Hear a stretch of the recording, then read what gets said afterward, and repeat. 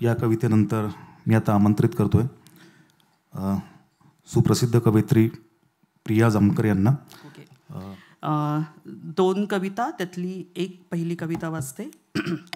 दुःख कसे हे चढत चालले उन्हा सारखे, दुःख कसे हे चढत चालले उन्हा सारखे, अंगावरती पडते जाळे धूर्त क्षणांचे.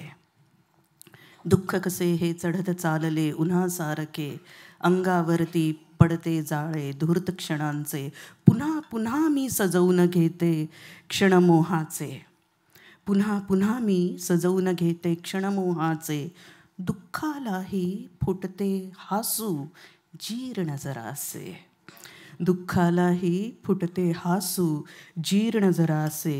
घरासारखे दुरून मजला दिसते काही, घरासारखे दुरून मजला दिसते काही. पोचा याचा रस्ता कुठला विसरून जाई, पोचा याचा रस्ता कुठला विसरून जाई. खूप चालले तुझ्या सवे मी घनामधुनी, खूप चालले तुझ्या सवे मी घनामधुनी. आणि बांधले घरटे आपण ओळींमधुनी. हकलत नाही मी अताशा दुर्दैवाला, हकलत नाही मी अताशा दुर्दैवाला. तुझ्या आणि माझ्या मध्येच देते जागा त्याला, तुझ्या आणि माझ्या मध्येच देते जागा त्याला. तुला शपथ रे डोळ्यांमधल्या त्या स्वप्नांची, तुला शपथ रे डोळ्यांमधल्या त्या स्वप्नांची. हलवू नको ना प्राजक्ताची हळवी फांदी, शब्दांनी का जखम येथली भरते का रे, शब्दांनी का जखम येथली भरते का रे.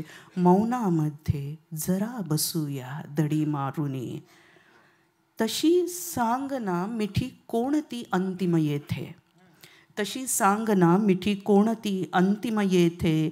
ही माती मजला स्वतःमध्ये का ओढत नेते. उगाच बघना देहाचे हे वस्त्र मिळाले, उगाच बघना देहाचे हे वस्त्र मिळाले. तुला भेटण्या वस्त्र टाकुनी यावे म्हटले, तुला भेटण्या वस्त्र टाकुनी यावे म्हटले. एक अजून दोन, हां एक छोटी आहे, म्हणजे जवळजवळ ती नाही आहे. मी तहान आहे, मी तहान आहे, तू माझी आठवण केलीस म्हणून नदी झाली आहे. मी तहान आहे, तू माझी आठवण केलीस म्हणून नदी झाले. मी प्रेम आहे, मी प्रेम आहे, तू माझी आठवण केलीस म्हणून देह झाली आहे. मी तू आहे, मी तू आहे, तू तुझी आठवण केलीस म्हणून मी आहे. आता एक कविता मुक्तछंदातली. मगाशी स्वप्नील तुमच्या ह्याच्यात मौनाचा उल्लेख आला आणि इथे माझे बरेचसे जे छोटे मोठे मित्र, पुरुष मित्र बसलेले, तर एक कविता त्यांच्यासाठी. केवढं मौन साचलंय पुरुषाच्या आत, केवढं मौन साचलंय पुरुषाच्या आत. चहू बाजूनी असावं खंदक मौनाचं, नि मध्ये उभा असावा किल्ला मजबूत. तसा एक एक पुरुष मौनात तिष्ठत असतो उभा ताटच्या ताट. किती नजाकतीने वागते ना बाई, वेगवेगळी रूपं पांघरत. असं का, असं होय, हे पाहिजे, हे बरं बरं नको. पोटात शिरून जाणून घ्यावं ग मन, आजी हळूच म्हणाली होती मुलीला. तापलेल्या मातीवर सडा शिंपत सुगंध उडवत खळखळ हसली मुलगी. तेव्हा उडालेच तुषार दादांच्या मुखावर, हसले गालातल्या गालात, पण नाही बोलले नाहीत काही. ओसरी असावी मोकळी ढाकळी, बागडावं मनमुरादनी आत आत आत मात्र असंख्य बंद खोल्या एकात एक. तसं हे मौनाचं मायाजाल वेढत जातं पुरुषांना.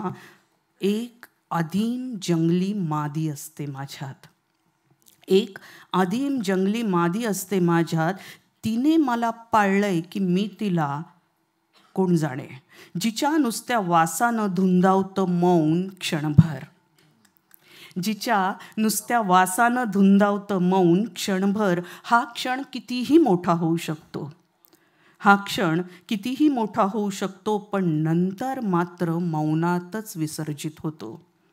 नुसती मादीच नव्हे काही, ओटीपोटीच्या मुखाशी एक मुलगी ऊन उधळत खळखळत असते अखंड.